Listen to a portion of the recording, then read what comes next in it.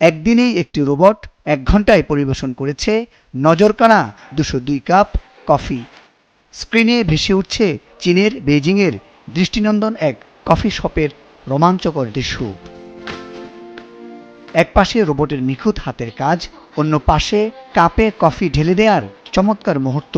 প্রযুক্তির উৎকর্ষে এবার চায়ের পেয়ালায় কফি ঝড় তুলল চীনের রাজধানী বেইজিংয়ে।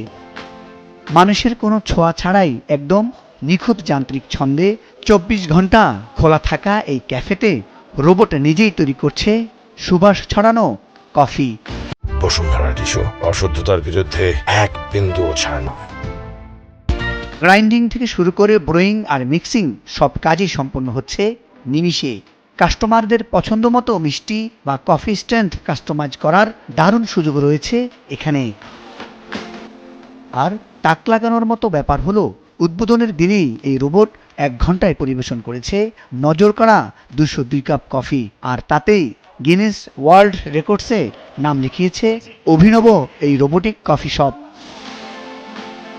ভবিষ্যতে প্রযুক্তির এই অনন্য বিপ্লব মানুষের জীবনকে কোথায় নিয়ে যাবে, এ যেন তারই এক ঝলক। মুজাহিদ সাকিব, মাছরাঙা নিউজ ডেস্ক।